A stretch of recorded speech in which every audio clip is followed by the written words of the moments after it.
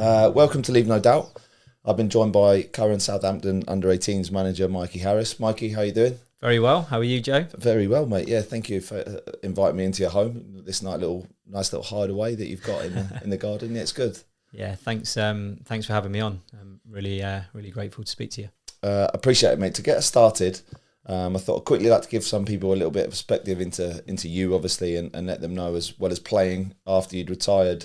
You've had coaching roles as Salisbury manager, Portsmouth under-18s manager, Brighton's 18s assistant, England 18s and 19s assistant, and most recently now, obviously, you're working with the Southampton under-18s. So you've had a lot of experience, obviously, working with that young 18 age bracket. What are your overriding, feelings, thoughts, and I guess the philosophy that you've managed to come up with over that time? Cool. Yeah, it's a massive question. I think the first thing for me is you're dealing with, I guess, the adolescent brain first and foremost. So when you're working with under-18s, you're dealing with lads that have just finished school, so 16, 17. So they're aspiring to be professional footballers, and they're dealing with all of the stuff that comes with being in that age. The changes that go on in your mind and your body during that period are probably more profound than any time in your life. So it's a really interesting period to deal with these boys, and I guess with that comes like quite a big responsibility as well to help shape them as they move into adulthood. So I guess that's something that over the years, like I say, I think I've been doing this sort of age group for about 10 years now. And I think it's really easy to get kind of bogged down with trying to make them the best footballers they can and looking at the tactics and the technical side of it. But ultimately, I think the first thing we have to do is try and help them to develop as human beings, establish who they are, help them to understand and develop that self-awareness first and foremost. And I think once you've done that and you've built a connection and some trust with those players, then you can start to develop them on the pitch. I think this is like one of the things that I always try and think about and keep in my mind. And this is a really cheesy quote, so I apologise, but they don't care what you know until they know you care. And I think that's a really, really important thing to remember for us working in this age group, and any age group with any other human being for that part. So I think for me, it's how do we acknowledge that they're in a challenging space in their lives.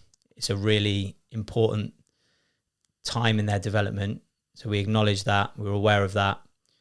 We help them to develop their self-awareness and their ability to reflect and learn, and then build the trust so you can then use that to support and challenge them at the right times, because you know yourself, having been through it, the ruthlessness of the industry and what they're trying to go into and the small numbers that make it through. It's really, really, really tough. So we have to provide them with support, but also you have to be able to challenge them and have really difficult conversations and sometimes be quite forthright with them. And for me, you have to develop that trust and that understanding that you appreciate them as a human being first and foremost. And then once you've got those foundations in place, then you can start to build on the football stuff. I think this conversation, Mikey, is going to be quite nice, really, because not only are you going to give us loads of information on your perspective of young players and what's attractive about them and what might not be, and give us a real insight into how people can be successful at that age, but it's a real insight as well for coaches of all ages, young coaches, or obviously aspiring to work in academies, to work with national teams like you have done, about this crucial age of, that 16 to 18, 19, 20, that you've got so much experience with, because first team players, obviously, you're not often coached as a first team player to become better.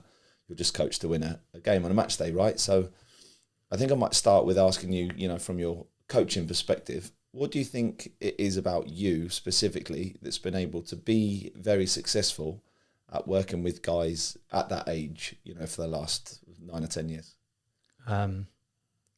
It's a really good question, and thank you for saying that I've been successful. I'm sure I could have done a lot of things differently and much better. But I've been very grateful to work with incredible people, staff, wherever I've been, and also some excellent players who are also really, really good people. So I think you know, you're only as successful as the individuals that you've got around you and the individuals that you're working with. So first and foremost, I think that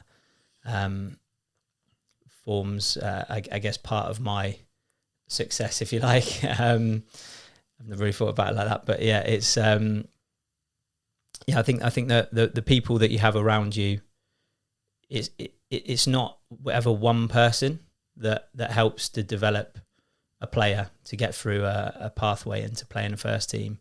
There's so many people that have an influence on that player, and you know, you look at the environment that I work in at the moment. We're so fortunate to have unbelievable experts in all areas of the game, and you know, the players have got access to that, and I think it's just encouraging them and making them aware that you've got all these people who want to help you and who have outstanding knowledge, tap into them. And I think that's, you know, if I reflect back, wherever I've worked, there's been those people throughout the different disciplines, whether that's sports science, whether that's psychology, whether that's analysis. All those things come together to help create the player that almost kind of comes out the other end. So I think utilizing the resources that are available, if you're in, you know, a top academy, it's all there for you. You've got it, and then ultimately it's the players understanding that it's up to them from that point on. I know it's difficult, and most of the guys actually I've spoke to, Mikey, it's difficult because I speak to so many good people that find it very difficult to stroke their own ego. So I'm asking you a question of what it is about you that, you know, is able to, you know, has allowed you to coach such high levels of academies, because, you know, a lot of young coaches, you know, older guys who've been in the game for a long time aspire to work within these environments that you have done. It wasn't like you started in there, obviously, like Salisbury manager and then Portsmouth under-18s manager, Category 3 academy.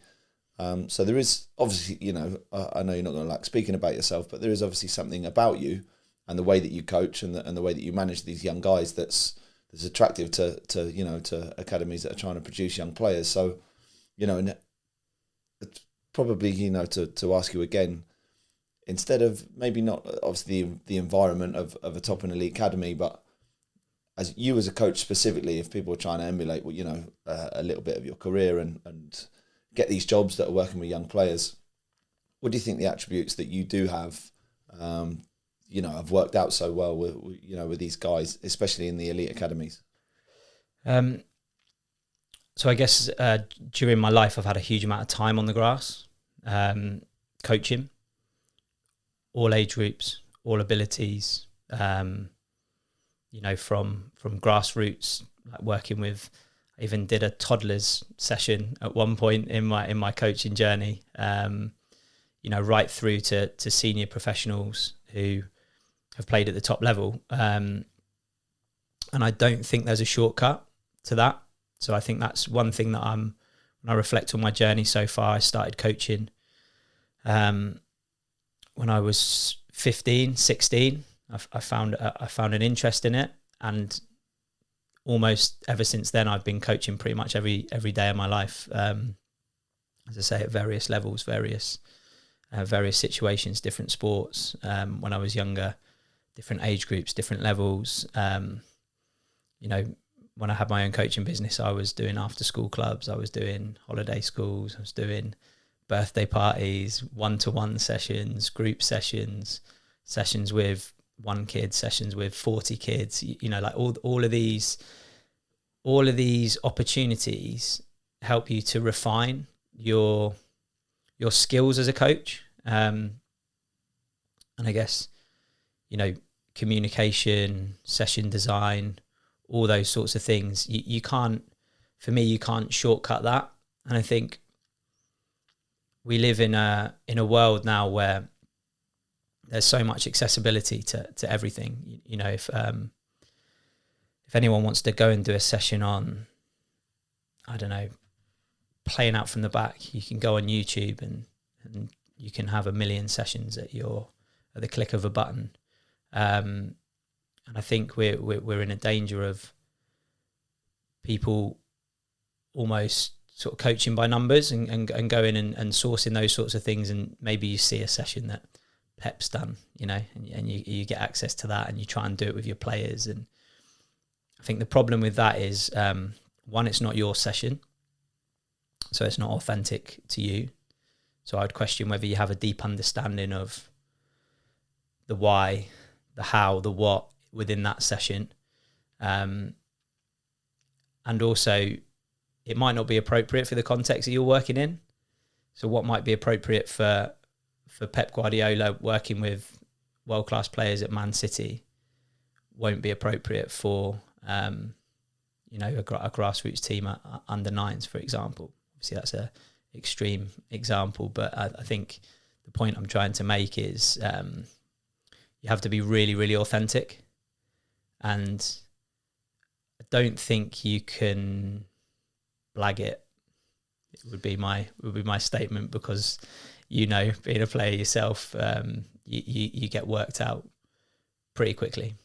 100%. Yeah, players can almost immediately spot a coach who's trying to cut corners to those who aren't.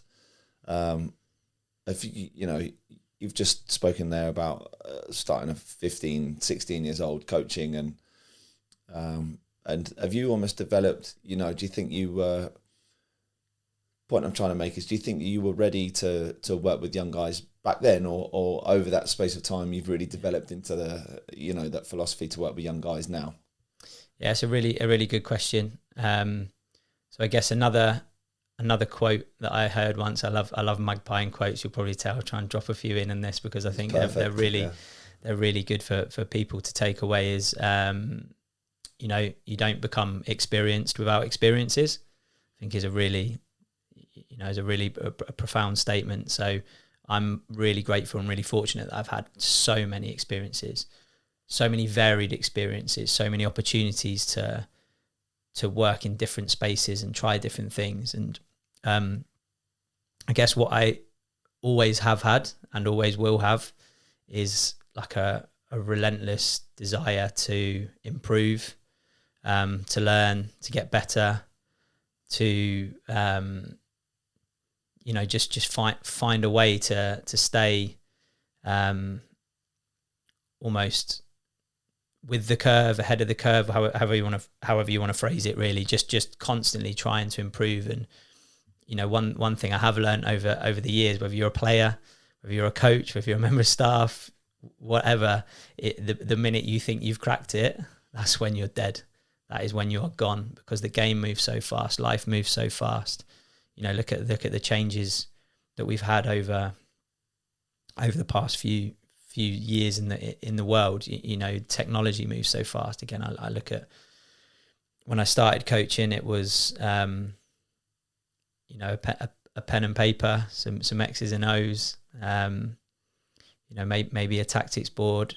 You know, fast forward a few years, and you know, we've got videos of session plans, animations, video footage from different angles. You've got Coach Paint, which, you know, can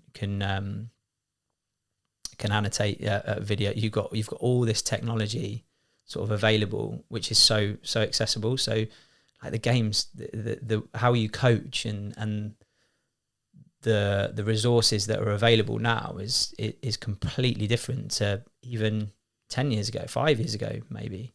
So I think that's fascinating. And, you know, it's how do you utilize all those resources without losing, you know, the core fundamentals of coaching and making people better, because all those things are great, as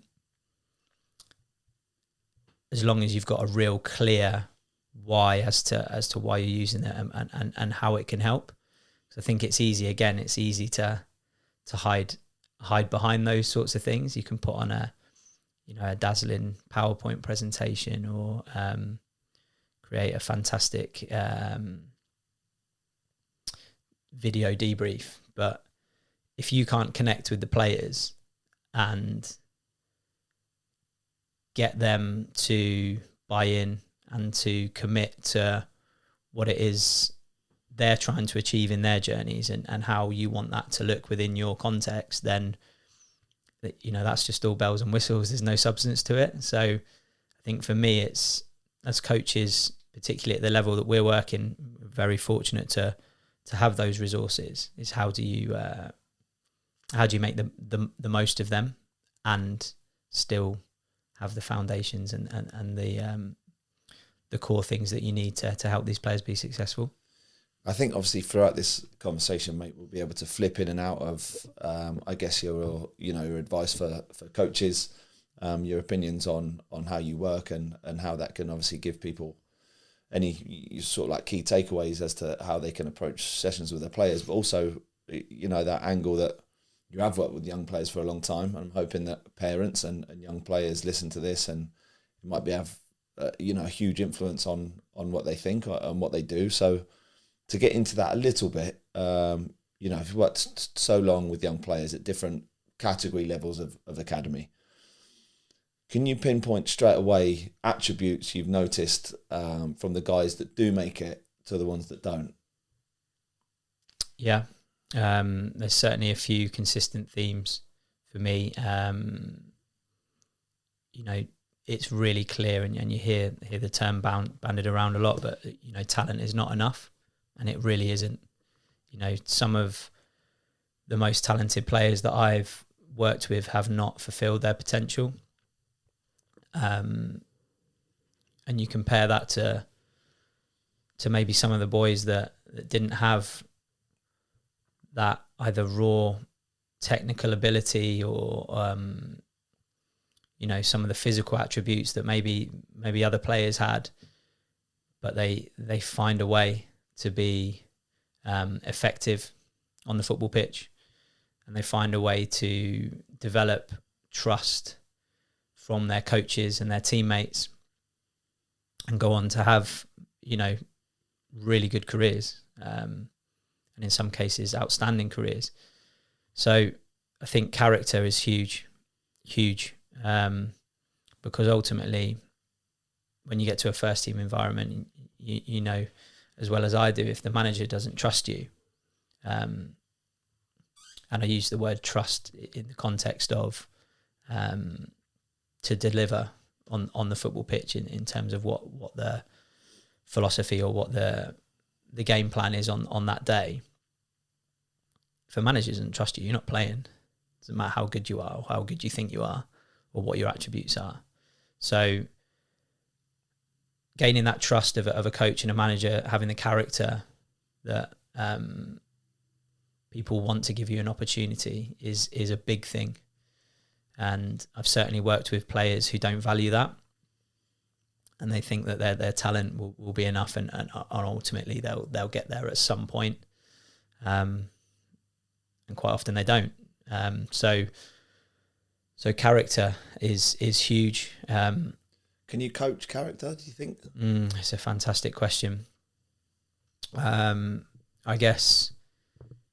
think you can shine a light on the importance of it and be really clear with how important it is, and try different ways to help players to understand that.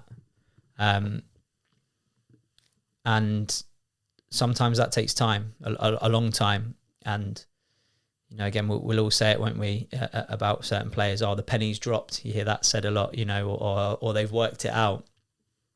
And I think, in our environment, we have to try and help them to work that out, and also accept that it might take a little bit longer than we want, because as I say, people develop at different times. I want to try and focus on that word that you used, character. You know, I'll ask you the question again. Do you think character can be coached, or do you think it has to be learned by experiences? And, you know, recently I sort of allude to, I had a conversation with a friend probably back in the last season, really. And the conversation was, do you think you can teach somebody mental toughness, a young player mental toughness? Or do you think that you have to go through experiences to learn that? And character's obviously a similar thing, isn't it? And, you know, where do you stand on whether character can be coached or whether it's just within somebody? Yeah, it's a fantastic question and a really complicated one, I would say, because obviously human beings in their nature are inherently complex and unique. So what may work for one player or one person won't necessarily or almost certainly won't work for someone else. So I think it's our role to help almost kind of shine a light on the importance of character and try and give them experiences, try and show them, you know, the why behind it, why it's important, how it's going to help them. Because if we do that, then ultimately it's up to them, and it always is ultimately. You know, you sometimes you feel like you're banging your head against a brick wall, you know, with certain players. But that doesn't mean that we should give up. We should just try different ways to communicate the same message, really. So for me, it's about the consistency of the message, but doing it in a way where if it doesn't kind of land with a player when you're saying it the same way, then you have to try a different way or a different method, or maybe a different person giving the same message. So it's really, really complicated. Can you coach it? I guess you can't put it into someone. I believe that everyone's got it in them. I think every human being has the potential for excellence, and it's how do we help them to draw it out of themselves is the challenge. And that's what motivates me to do what I do every day, you know, because that's what I want to do. I want to help people to be the best versions of themselves.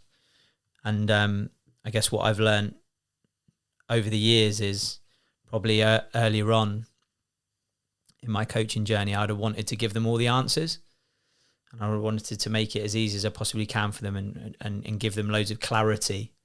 And what I've learned over the years, that actually it's possibly not the best way. It's probably not the best way, because it's about them having the tools to draw on from within themselves to be successful. And, you know, as a coach or a member of staff, you want to give them that clarity because you want them to have the success, and you want to give them the answers to kind of get them towards their, you know, their goal or their, you know, the next stage of their development as quickly as possible. But I think we have to be comfortable with the uncertainty and the chaos and the ambiguity that surrounds kind of like developing young players.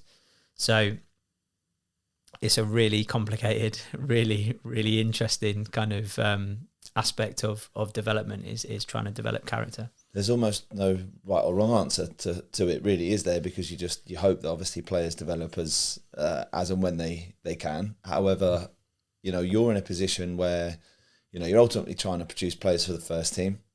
There's the introduction, probably within your coaching career, of the under 21s, under 23s, that allows that, you know, that extra bit of time for players to develop.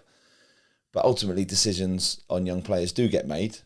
So how long, really, obviously from your perspective in the position that you're in, how long do players get to realise if they do have those, you know, correct attributes or not? How much time can you give a kid?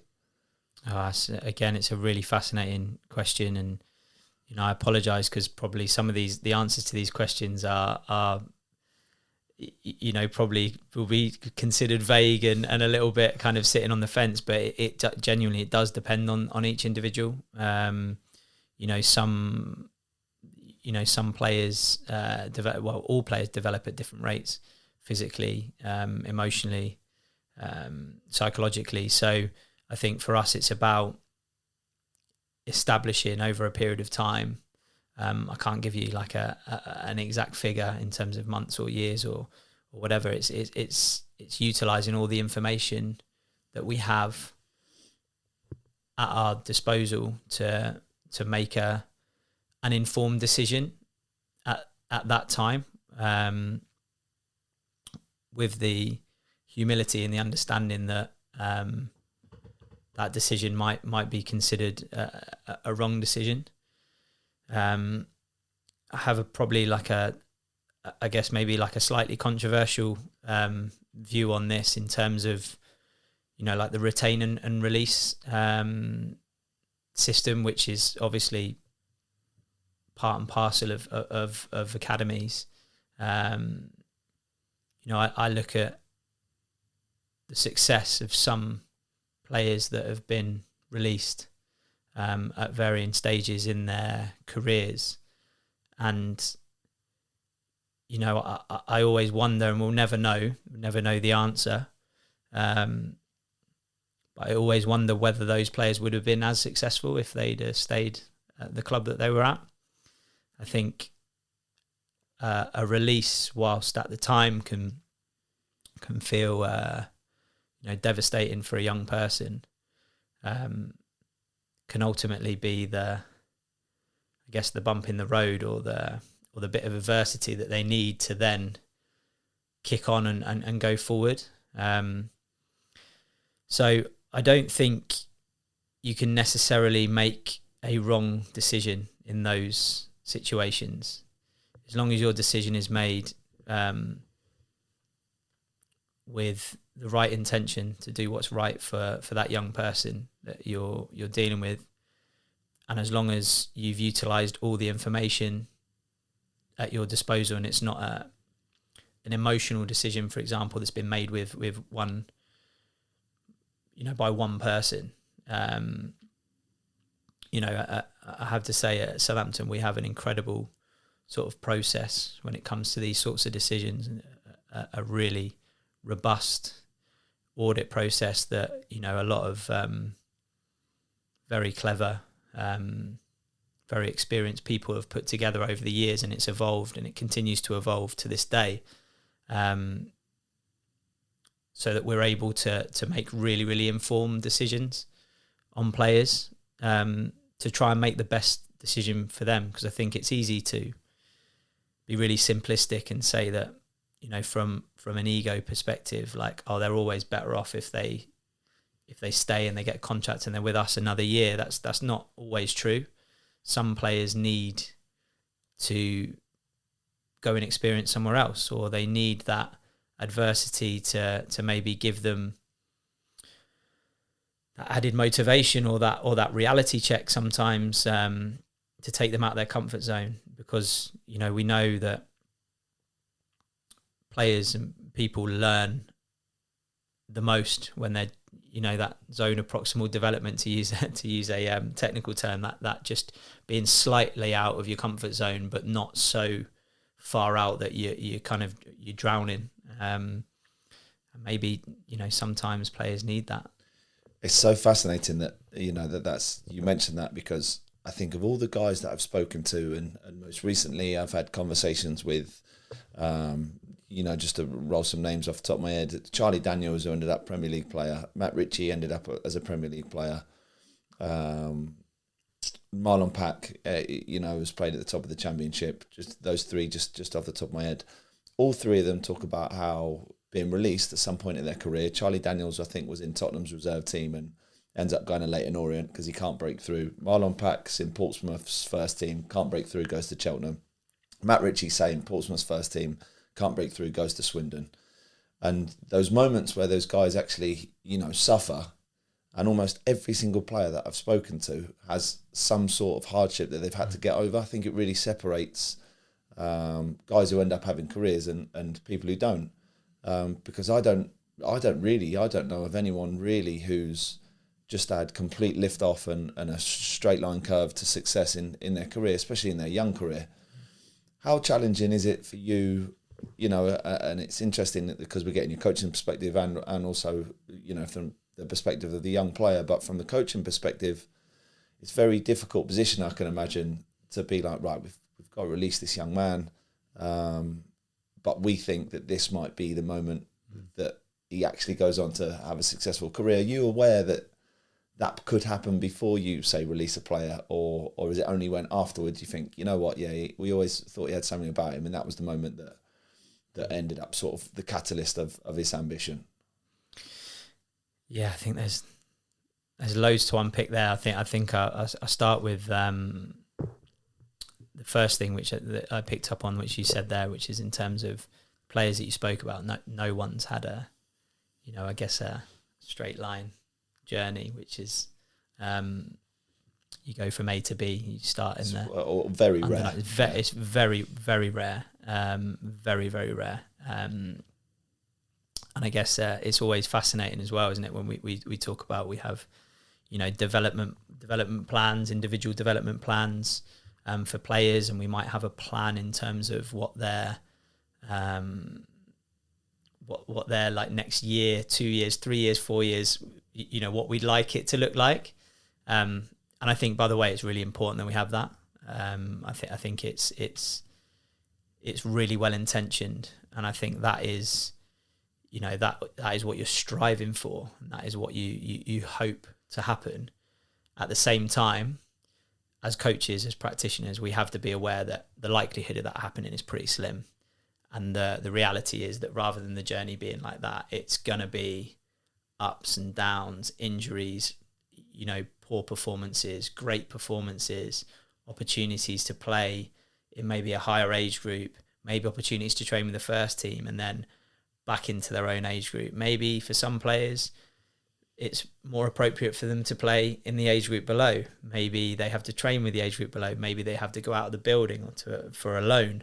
Like, all of these things help to move the player forward, even if they feel like it's a tough thing. Yeah, exactly. And I think it's that balance of making sure we have a plan and we have an intention for these players, but also accepting that we're going to have to be adaptable, and they're going to have to be adaptable, and we're going to have to find different solutions to try and move them closer to fulfilling their potential. And of course, the other thing is you never, you know, we always talk about, like, well, we try and get you there. Well, where's there? You know, like, you know, we want to produce players for our first team. Okay, so we produce a player, he comes on for the first team. Is he there? You and I know he's not, right? So he's not there. Of course he's not there, because he's played one game for the first team. So then, okay, then the debate is, well, okay, what is it? Is it 10 games in the first team? Has he made it? 50? 100? What you know, where is it? Darryl Clark used to say 100. Unless you've not played 100 league games, you've not got anywhere near it. That's what he used to say. Clarkie's usually got some quite clear opinions on stuff like that, and yeah, you know, you could debate that's appropriate. Maybe it is 100 games, but again, there's no right or wrong, is there? There's no right or wrong, and you know, we always talk about, like, we got to get there, but you know, it's a journey, isn't it? A career of a footballer, you know, your life is a journey. It's not. There's no destination that you get to, and you go, all right, yeah, cracked it now. I'm here. Because as I said at the start of the conversation, you do that, that's when you're done. A lot of the successful guys never really get there, and that's the reason why they are successful. One thing I wanted to pinpoint out of what you've just said is, because working within elite academies, obviously these development plans for kids over 2, 3, 4, 5 years that coaches work towards, you know, without any guarantee of success, is obviously given to them. How powerful do you think it is, or, you know, how good practice do you think it is that kids that aren't in academies, necessarily they're playing grassroots football, or they might be in, you know, elite football teams, but not necessarily in academy yet, that they create their own development plan, or they speak to their parents, whoever's involved in their football. They try and have conversations about, this is where I'd like to be, and they set those goals, set those ambitions. Do you think there's quite a powerful message in that? Oh, for sure. And just for clarity, we certainly don't sort of give the players their plans. They own them. They own them. They're part of that process.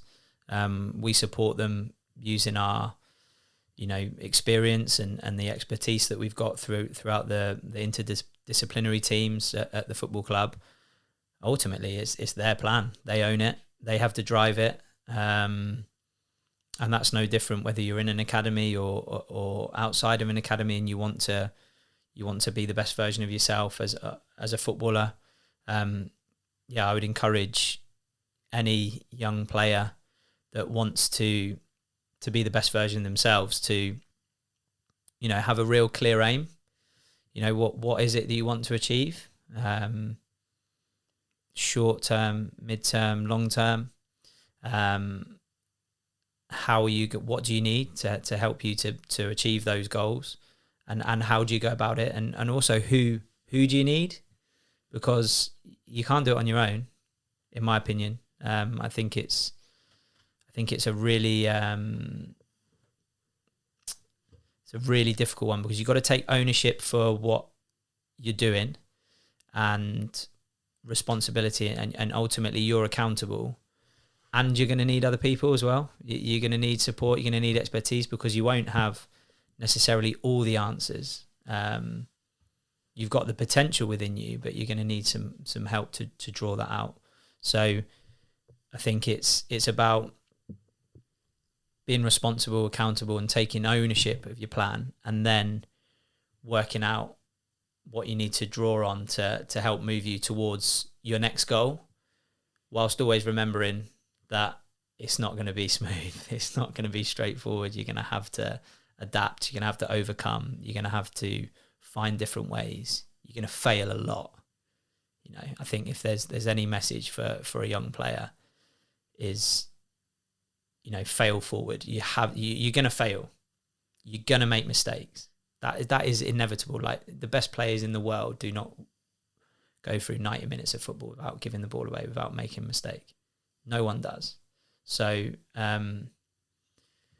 you have to accept those mistakes, reflect on them, learn from them, whether that's in the moment or afterwards. And then those mistakes serve to make you better. And I think that's the hardest thing for a young player is, you give the ball away and you think, I'm no good now. And it's like, no, come on, like, that's your ego. You just don't like giving the ball away because you don't want to look like you've given the ball away and you've done something wrong. So it's dealing with those things. But, it might be that you've tried quite a difficult forward pass where you're trying to take out two lines and you give it away. You might try it again, you give it away. You might try it again and you give it away. It might take you 20, 30 times, and then you execute that forward pass on the 30th time. You don't execute that the number 30 unless you've done the first 29, right? And obviously that's a quite a simplistic example, because it might not necessarily be the best decision to have made at that time.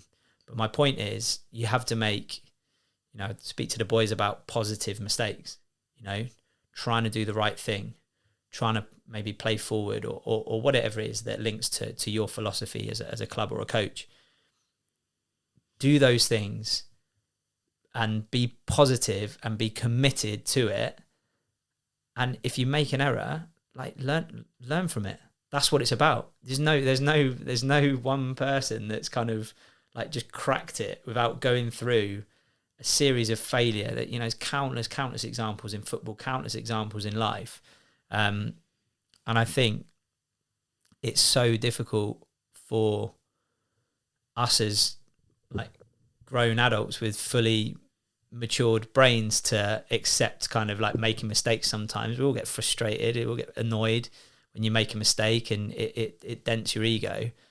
I think, I'm certainly not a sort of a psychologist or neuroscientist or anything like that, but I try and educate myself as best as I can around it. And that must be sort of 10-20 fold for a young adolescent brain, those kind of like ego hits when you do make a mistake and everyone's watching you and you got all this pressure of trying to become a professional footballer. So it's tough for these lads. It's really, really tough.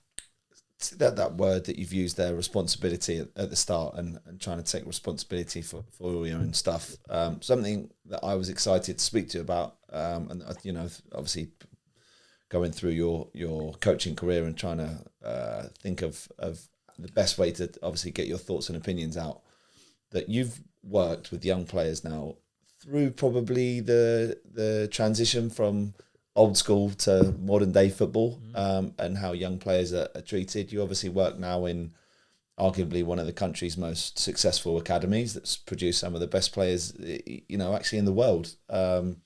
Southampton's under-18s is always well known for an academy that people want to be in. And the reason why I mention this is because recently, having conversations with guys now at football clubs, especially mine and others who are older, who are younger, is that perspective of a young player, and the perspective that fans have of young players is now always the message that you hear is they get too much too soon. What is, in your opinion, having worked or are working in that environment, what do they mean by given too much? And how do you think that the game has shifted for young players in the period of time that you've been involved in that level? Yeah. Another fascinating kind of discussion. We could probably speak for an hour about that. All of these things. So, what's changed? Too much too soon. I guess it's probably in relation to some of that would probably be in relation to like the financial side, I think. So it's a highly competitive industry now for young English players, particularly, or British players since Brexit. I think there's less opportunity to recruit from around Europe. So obviously that drives the competition and the market up. So you've probably got young players that are earning significant amounts of money that they maybe wouldn't have been in not too long ago. So I think that the levels of wages and the time at which they get that is probably like a strand of that too much too soon. Because I think, not that long ago, you'd have probably had to have certainly, played in the first team to achieve, a decent contract.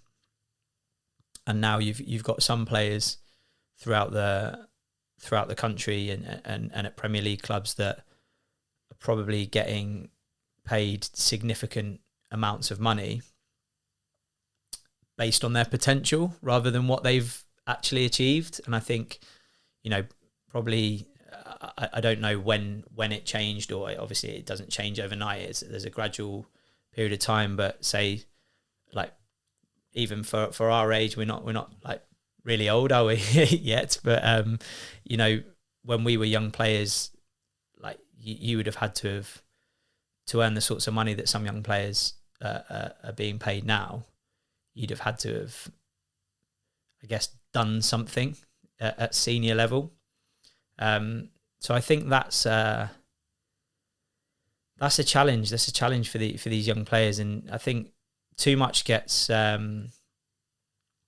leveled at them. Like, it's not their fault, and I think they're just experiencing and going through their journey as it is right now, and it's a dangerous thing, and to compare to the past, and you can become really bitter with stuff like that, can't you? I think, and it's a really dangerous kind of area to get into when you start comparing finances and those sorts of things. But it's a big change. It's a big change that players are, like I say, being paid really, really decent wages having probably in the eyes of fans, for example, like that they haven't done enough. They haven't achieved anything. They've not shown anything to warrant those sorts of money. So I think that's one strand of it, the financial thing, which obviously always kind of riles people up, doesn't it? I guess the other thing that I think has changed incredibly in such a short space of time is just the way society is now, and the fact that you've got instant gratification in all aspects of your life. You don't necessarily have to work as hard as you would have had to in the past, and no one likes that person that goes, oh, back in the day I had to do this and all that sort of stuff. And certainly we're fortunate enough to grow up in the generation that we grew up in. If you think about our parents, our grandparents, and what they had to go through compared to the hardships that we talk about of young people these days, it's not comparable. But I think that instant gratification that's come into society does mean that young people feel like they can access what they want really quickly and straight away, and that almost transfers into their football experience. So it's like, well, I can have what I want at the press of a button on my smartphone. So whatever I want, what food I want, what film I want to watch, what clothes I want to buy, I can have them tomorrow, right? And it's just there. I think that plays a part in their psyche in terms of, okay, right, I'm out of school, I'm now full-time in the building as a professional footballer. Like I should be in the first team. Like I should be in the first team now, like or in a week's time. I shouldn't have to wait. Why have I got to wait? And I think there's some real challenges for young people around that, because football, you're gonna have to earn it, and you have to go through a lot to get to that point where you set foot on a first team football pitch. There was a lot of there's a lot of debate actually, Mikey, on because I think I'm in the last bracket of age group of players. Me and had a conversation, and it's fresh in my mind because Marlon's podcast that we recorded together released this week, and we spoke about it, and we're probably the last age group that had to do the jobs. Like when older pros now tell young players, I had to clean this player's boots, and I had to brush the changing rooms, collect the balls, and all this, all that.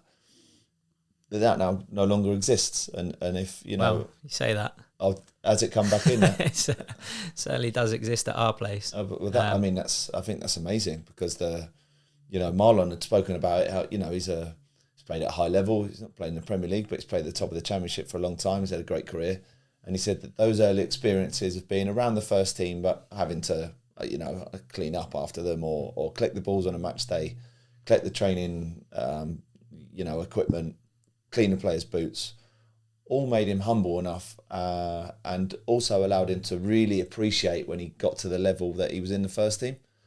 Whereas it's coming out of the game now, obviously, it's great to get an insight, obviously, that what the Southampton players do and what sort of impact you think that has on them. Yeah, I think credit to our senior leadership team at the club, Matt Crocker, Matt Hale. They've actually essentially brought it back in. So the lads, the scholars, clean first team players' boots, and they have a player which we've intentionally kind of paired them with, that we hope, and certainly we're seeing sort of little signs of it now, where they're developing a connection with that player, and hopefully there's some mentoring type advice type experience sharing that can go on from those senior players. And as you said yourself, that sort of stuff is gold dust. And also our scholars all have jobs. Certainly I'm not gonna sit here and say it's akin to what we would have gone through in terms of cleaning the sweeping the stands, cleaning the toilets, like all that stuff. It's not to that level. It's but I don't necessarily think that's a problem. I think it's more being accountable for something, for having to take responsibility and contribute something is the key. Doesn't have to be as extreme as it was for like it was for us, or even certainly players before us. Just having that responsibility is really important. As you say, I think it helps develop humility, as well as sort of a gratitude for the environment they've got, because it's incredible, like what they have access to and the resources, the food, the kit, the level of pitches that they're playing on, the level of expertise around the staff, the level of care they get from player care, support they get in terms of education, the trips and tours they get to go on, the opportunities that they get are, they're incredible. And going back to your point about players being released, I think it's almost like a player gets released and they go, oh, well, like the club's released me, can't believe it, blah blah blah. And it's like, well, hold on, if you reflect back and look at what this club's provided you, and I'm not just speaking about Southampton, I'm speaking about clubs in general. All the opportunities that have been afforded to those young players, and the level of investment that goes in to giving them those experiences is significant. So yeah, I think it is that balance. You want them to have all the resources that they need to turn their potential into excellence, and you want them to remain humble and grateful for those things. So what do you think? It's a very difficult, and I've asked you a lot of questions that are sort of, there's no right or wrong. I know it's your opinion, and sort of it's easy to be vague, because people aren't going to be able to listen to this and say, oh, that's the secret, that's what I need to do. But, across the space of the period of time that you work with the players in, the 2-3 year contracts, whatever they get when they leave school, what are the outstanding behavioural habits of the guys who don't make it? The ones who don't make it, they probably lack humility, first and foremost. They probably lack self-awareness, because they might have a perception of where they are in terms of on their journey, or what they need to do, and that perception might not match up with probably the perception of the staff or the club. And I think when you get big discrepancies there, it's a problem, because maybe I'm a 17-year-old player and I think I'm here and I'm close to the 23s, and I might be wanting an opportunity in the first team, when really there's players that are above that level, or a coach feels like you're actually more here. That can be a problem. And I think also one of the challenges is, I think that every player expects an opportunity, and the challenge is you want them to have an opportunity and they have to earn it. And I think some players drift through their scholarship just thinking, I'm going to get an opportunity at some point. I've got 2 years, got an opportunity. I'm going to get an opportunity. And, my kind of, I guess, message to any player, any school, whether it's a scholar, whether it's a player playing grassroots, like every moment is an opportunity. Every single day, every day in training, every day in the gym, you've got an opportunity every single day to do something in a moment that someone goes, I like that, come and do this, or oh, I like that, they could do this. But for me, the ones that don't progress are the ones that just almost feel entitled to an opportunity, regardless of what they do, or are waiting for it to happen. You know, I think John McDermott talks about something called Kairos time, which, again, I'm probably not going to explain it as well as him, but my understanding of it is that you never know when your opportunity is going to come. But when it does, you got to be ready. So, you know, chronological time, as we understand it, just goes from one moment to moment and minute to minute, hour to hour. But that Kairos time could come anytime. And if you're not ready, you don't take it, then, you know, maybe you don't get another chance. I think it's, you know, so many important messages, mate, that we're being able to take away from you. And I think something that's super important is the relationship the players have with their parents, right? And because they have, you know, a massive influence ultimately on their career and their personalities. We're talking about things mostly mental, really. We've not sort of touched on technical ability, which I think is almost like, you know, a minimum requirement for an academy player. But all these mental things, I think, separate really the guys who go on to have careers and who don't.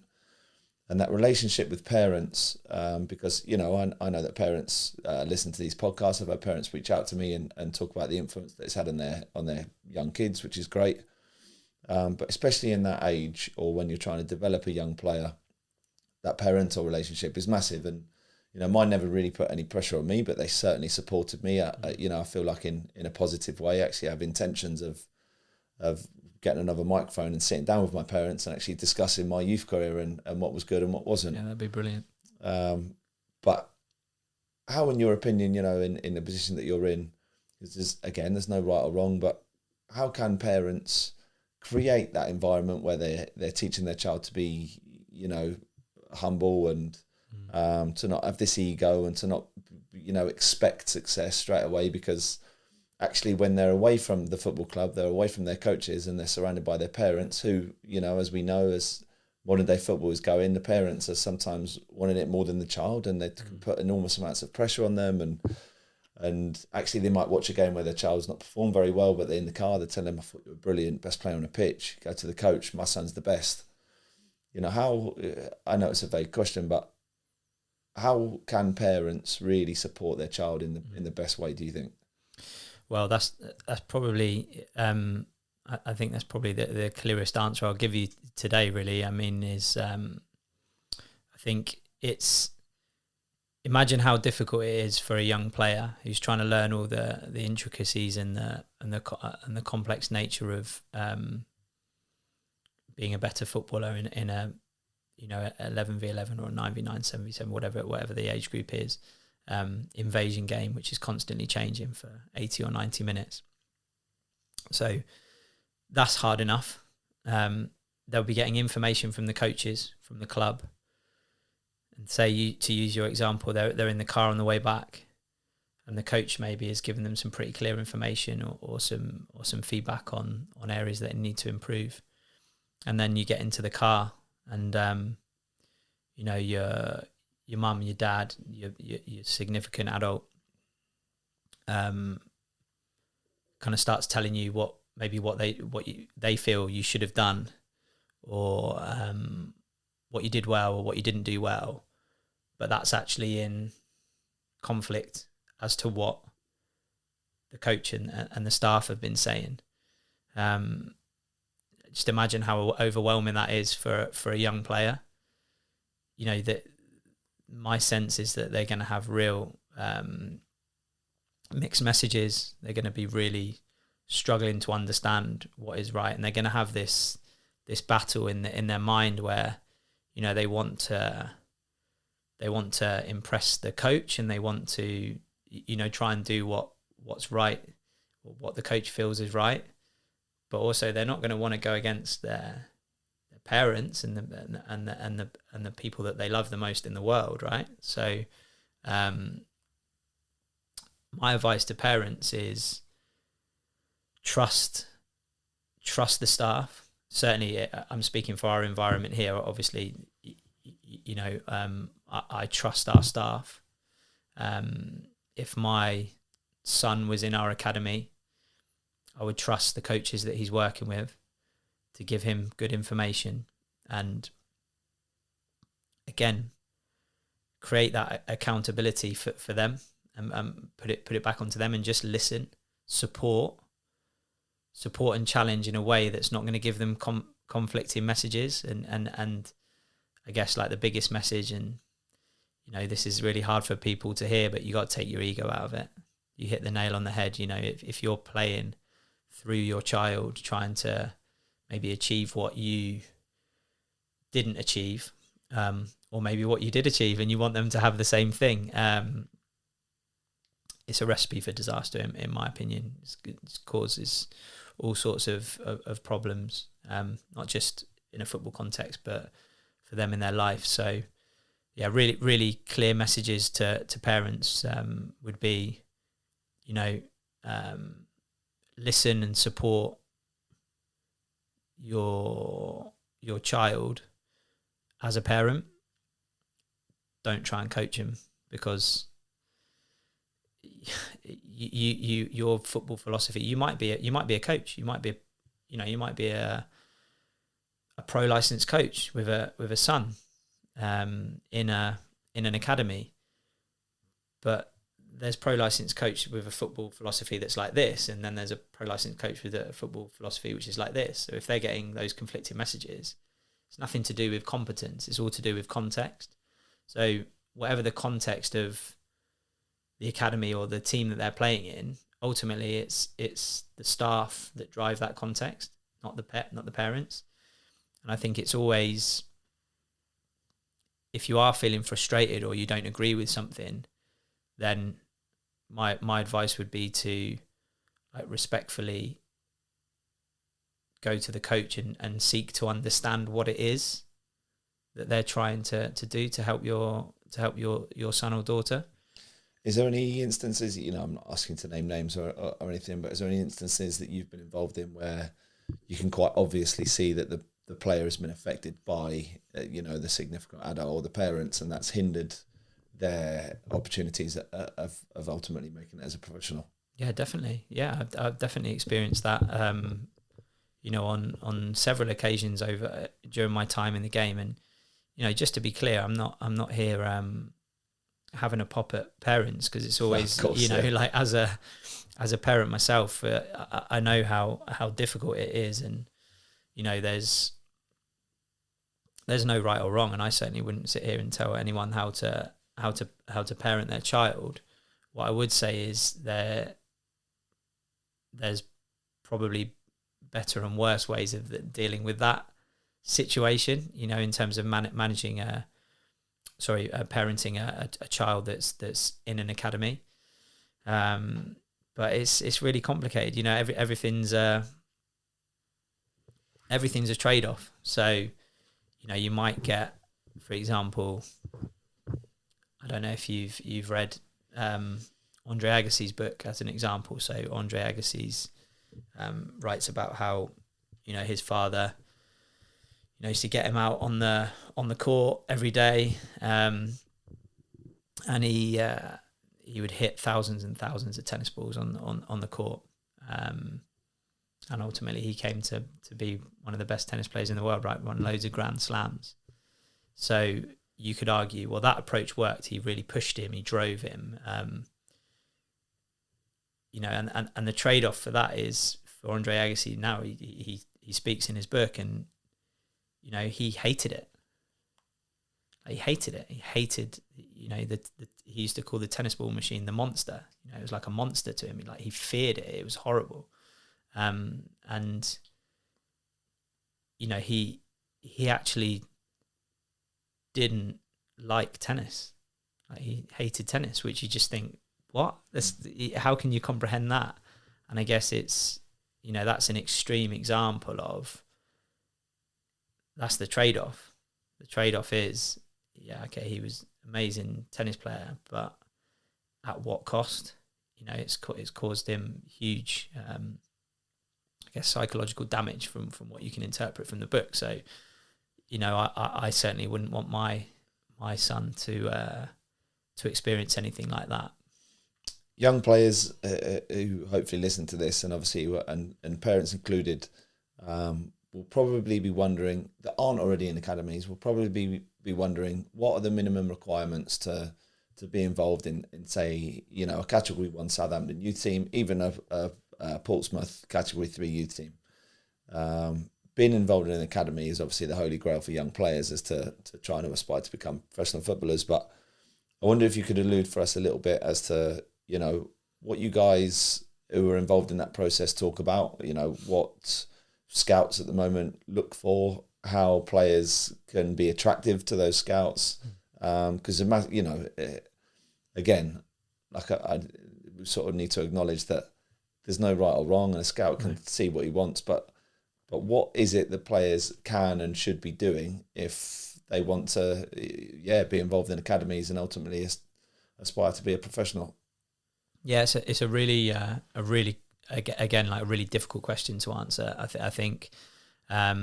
Maybe if to try and make it easier then for you to answer is what are the minimum requirements for a Southampton academy player? Yeah, I think you've got to have an outstanding attribute. Is what I was going to say. So like you can't, if you haven't got a super strength or something that you can bring to the table, which is, you know, really really top. We talk about Southampton in terms of like their individual development plans. We have, you know, what's your super strength, and your super strength is what gets you in the team, and then once you're in the team, that might be the 18s team, might be the 23s, might be the first team, whatever. Once you're in the team, so your super strength gets you in the team. Well, now you're going to have a level of competency for your key actions in your position that keeps you in the team, because you get in the team with what you can do, and then you and I know you get taken out of the team by what you can't do, and what's really important. And then the third aspect to that is what we call your must-haves, which is, you know, again, to be at Southampton. If anyone's seen our first team play or our, you know, academy teams play, you know, we play, you know, it's a running game. So it's a pressing, it's a counter pressing, it's you know, fast attacking football is what we're striving for. We might not always get that right, but that's the philosophy, and that's what we're trying to achieve. So for us, you know, running hard, sprinting, working hard is a must-have, because if you don't do that, you know, then you're going to be out the team. So yeah, we talk about what gets me in the team is my super strength, what keeps me in the team, and then ultimately what gets me to the next level. So you have to have a technical base. You know, you have to be able to do brilliant basics for us. You know, basics, passing, we talk about them as basics. They're not basic. You and I both know they're not basic. You know, your first touch, getting the ball in the right place, passing detail, range of passing, you know, being able to execute things that are really key actions for your position on the pitch. You know, against the ball, if for example, if you're a centre back, you know, you need to be aerially dominant. You need to be able to defend the space in behind, defend the space in front. You need to be, you know, really strong 1v1. You need to have good spatial awareness, so you know when if the ball goes wide, you need to know where your man is. You need to know where you are on the pitch. You know, you could go into all these things, and these are all like the brilliant basics, right? That's just the basics.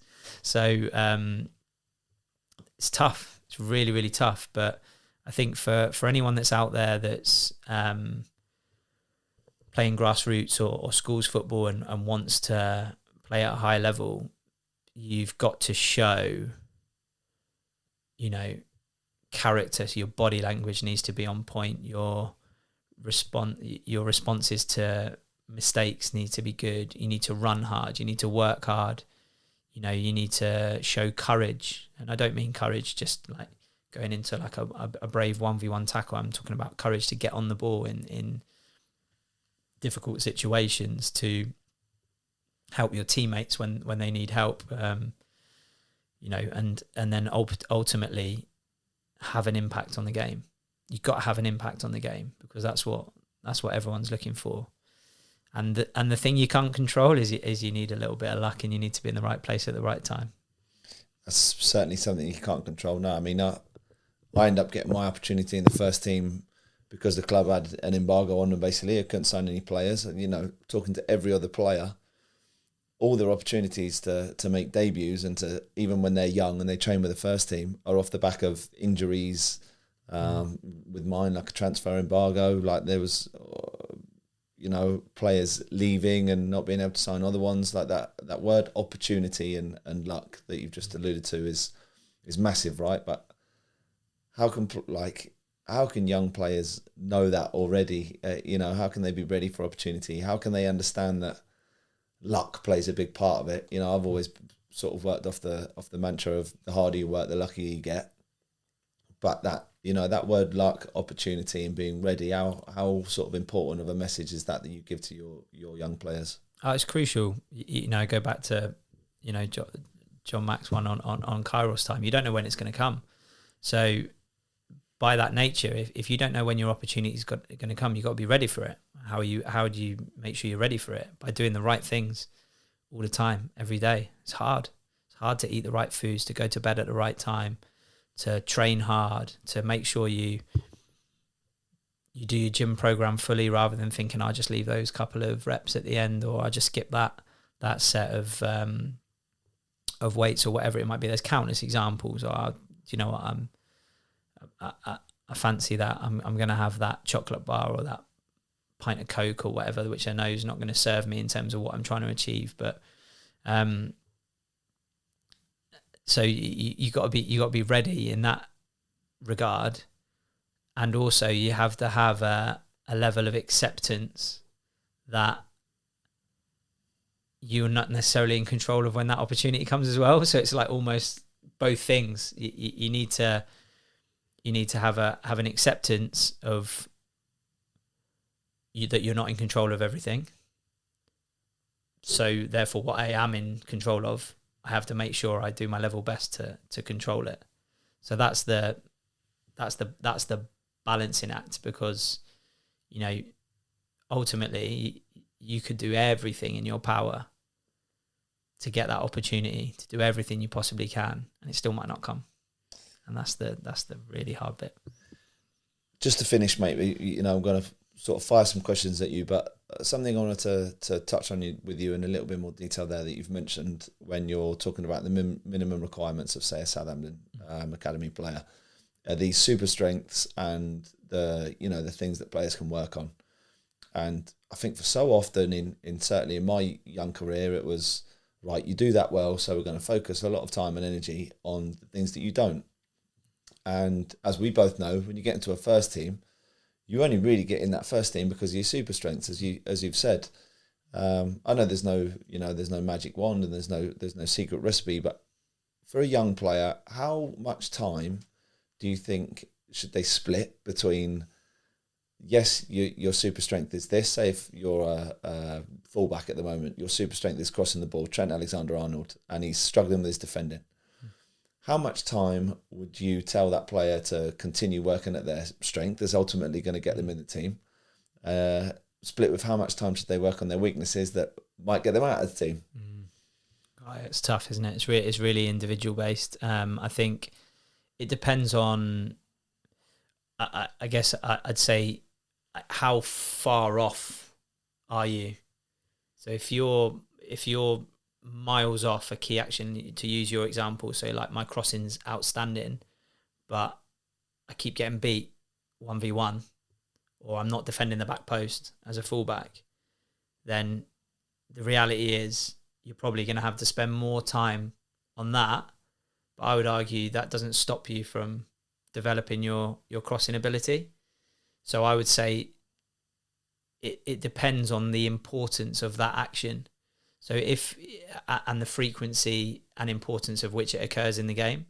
So for example, if I'm a fullback, like the example that you've mentioned, if I keep getting done at the back post and their striker or their winger scores a header at the back post, it doesn't matter how good I am at crossing, because that's a key action for my position. I have to be able to defend the back post. If I'm going up against a winger and he's delivering the ball 9 times out of 10, doesn't matter how good I am at crossing, because I'm coming out. We know you're coming out the team, right? So it's about establishing what the priorities are for your position,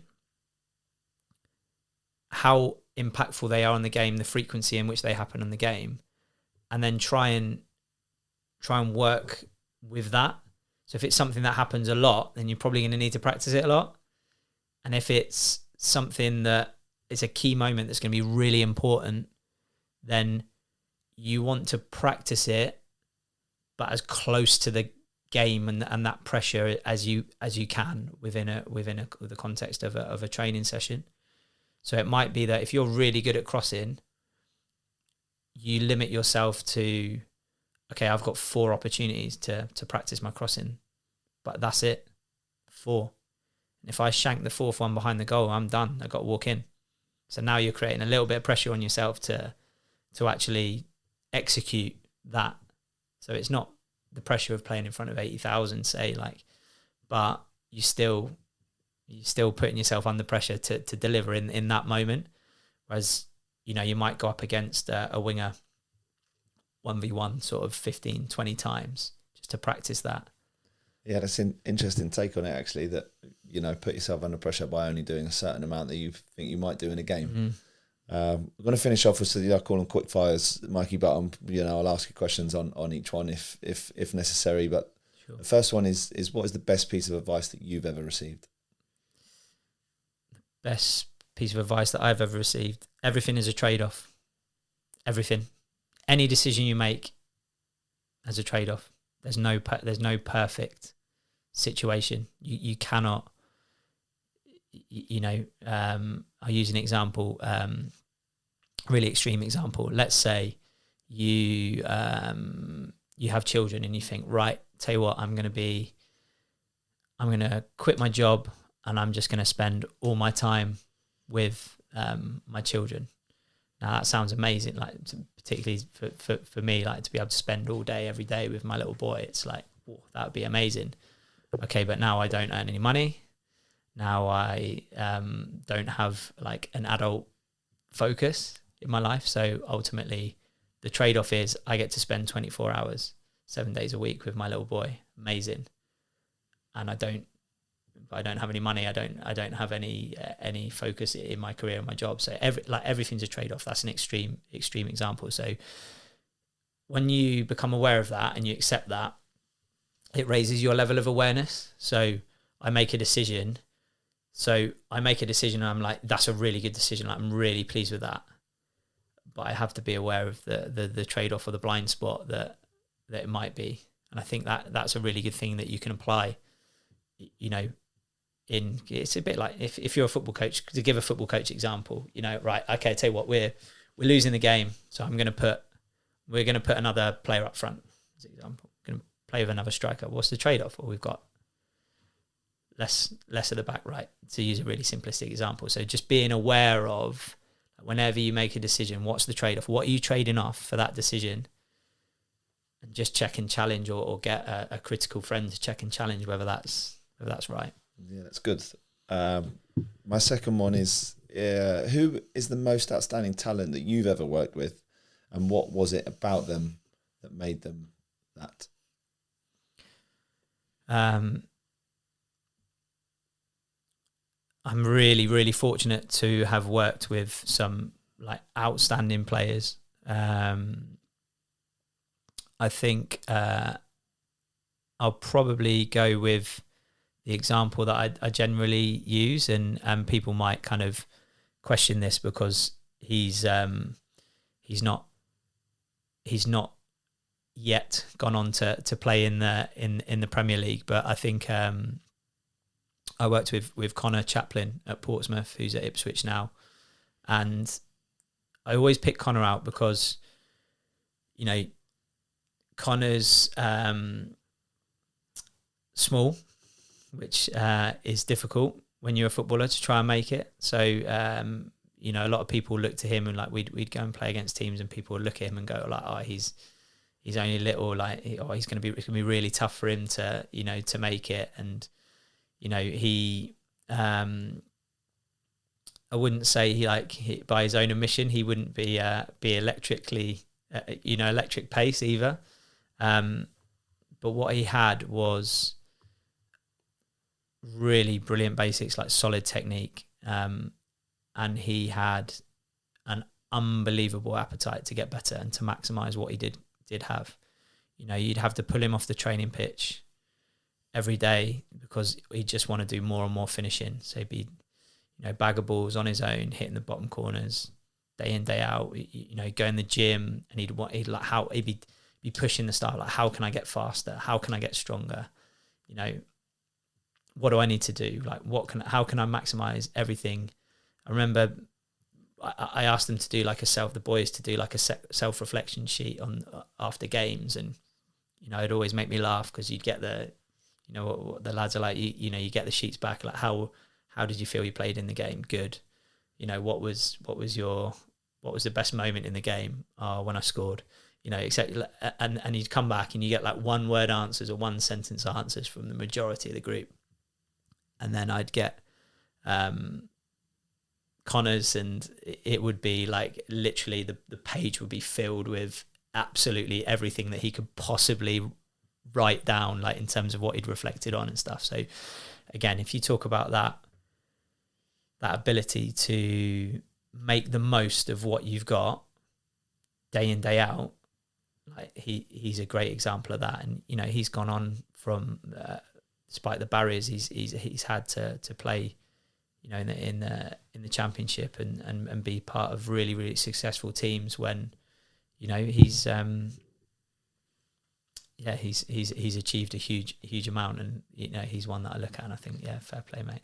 I can back that up to a certain degree, Mikey, because I spend a bit of time with Connor in the summers. I obviously like have this front foot off-season sessions that guys come to, and Connor couldn't make it this summer, but without fail, every other summer he comes. Not only is he a humble guy, really easy to talk to, he's by far probably the best player that comes to these sessions, but he's the most enthusiastic. And I know for a fact, I've got young guys who come to these sessions in sort of non-league or football league environments. They say Connor Chaplin's a good player. Even in these off-season sessions, he's pushing himself to the limits. He's driving standards. He's enthusiastic, and I've lined him up for this. To be honest, I'll get him on here. I've got a little bit more insight now into his youth career, so I'll be able to ask him on that. But he's certainly first and foremost a great guy, and off the back of that, a really good player. Yeah, for sure. Second to last one, mate, is football has moved on so much for under 18 and youth players in the last 10 years. Where do you think it will be in 10 years' time from now? Really good question. I can kind of talk about this a little bit because we had a pro license event at Wembley before the England-Germany game, and we were looking at what does football look like in 20 years' time. It wasn't specific to under 18, so I'll try and answer that I guess a bit more specifically. But we, as part of that process, we look back and what's changed in football and what could potentially change, and it's quite mind-blowing, really. I think I will share this because it's interesting, and it's not necessarily related to under 18s, but you'll see the impact that it will have hopefully when I articulate it. So one of the things that they spoke about was how I believe we're up to 11 owners, American owners in the Premier League at this stage. And I think you need 30. This might not be absolutely correct, but the principle hopefully will be accurate. I believe you need 13 clubs to vote on something to get it through.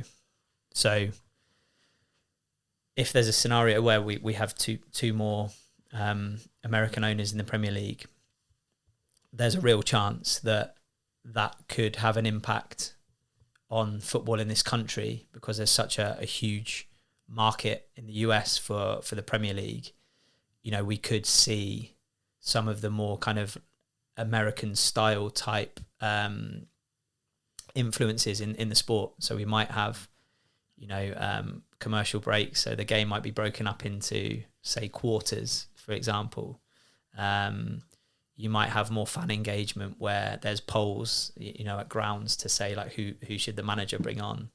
There might be players that specifically come on to take a set piece and then come on, more substitutions, which we've already seen. We've got more substitutions. That's changed massively. That conversation, the All-Star games, has been exactly popular, that's been bandied around. North v South, those sorts of things, which as probably as traditional football people, we go, yeah, come on, like that's never going to happen. But if I'd have said to you 2-3 years ago, there's going to be you're going to be able to make 5 subs in a Premier League game, you'd have probably gone, I'm not sure about that. But it's happening now. So I think, what does that mean for us? It means that we have to prepare as best as we can players for those sorts of scenarios. We might have to start thinking about those sorts of things. Another really key topic is the research that's going on into dementia in heading. It seems ludicrous to think of a game of football where you're not allowed to head the ball.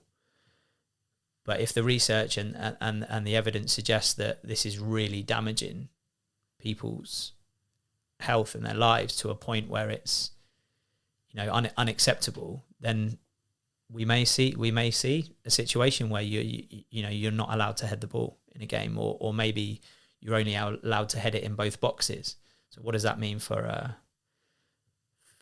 goalkeeper taking a goal kick in the team? Like, how do you handle that? So like, and you can say these things will never happen, but the back pass rule came in ages ago, and it's really interesting. You watch some footage in the first game of when the back pass rule came in, and goalies literally didn't know what to do. They're sort of like going up and down and trying to pick the ball up, or they don't know where to kick it, or and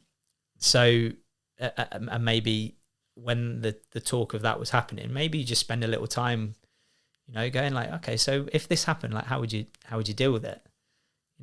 How would we practice? What would it look like? So it's fascinating, and I think you can get tied up in knots with it all. But I think just making people aware and having one eye on the future and what that might look like, and how that drives your and influences your practice is probably pretty sensible. And finally, mate, is of course, what is the best piece of advice for young players now aspiring to become professionals? I'm going to go with a really left field one. Hear me out on it. I would advise them to meditate every day.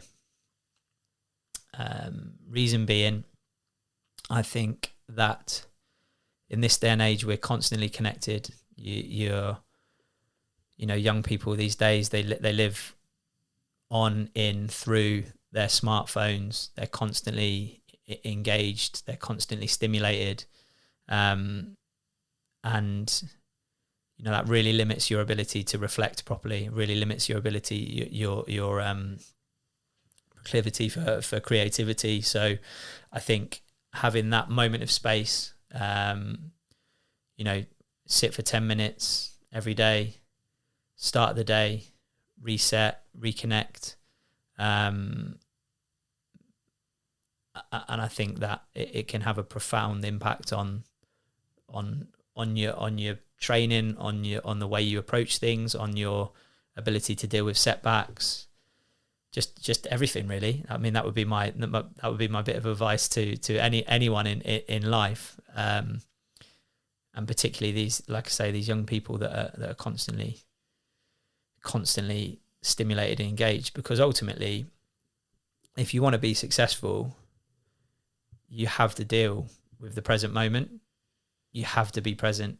And if you're in the past or in the future, you're not going to give the best account of yourself. And you know, there's countless studies that show, you know, by meditation, mindfulness, you can develop your brain to be able to be more present. And the more present you are, you know, the more opportunity you give yourself to be successful. Because if I'm on a football pitch and I'm receiving the ball and I'm thinking about the pass that I've given away previously, or, you know, the mistake that I might make, the chances are I'm not in the moment. I'm not in the game. I'm probably going to mess it up. Whereas if I've got an ability to stay present throughout a game where there's chaos and almost kind of, be in that moment and be, you know, as one in that situation, then I've got a chance to be successful. So meditation, there you go. Superb advice, Mikey. Listen, one, I appreciate you inviting me into your house, mate, into your nice little office here in the garden. Second, incredibly grateful that you've allowed us, you know, insight into your opinions and your advice, mate, because I think, you know, I myself am already looking forward to listening to this back. And I know for sure that there's so many key takeaways and massive messages that both players, parents, anybody involved in football has an interest in football that will be able to take away for themselves. So thank you very much, mate. I hope it helps someone. If it helps one person, then it's been worth it. I'm sure it will. Thank you, Mikey. Cheers, Joe. Thanks, mate.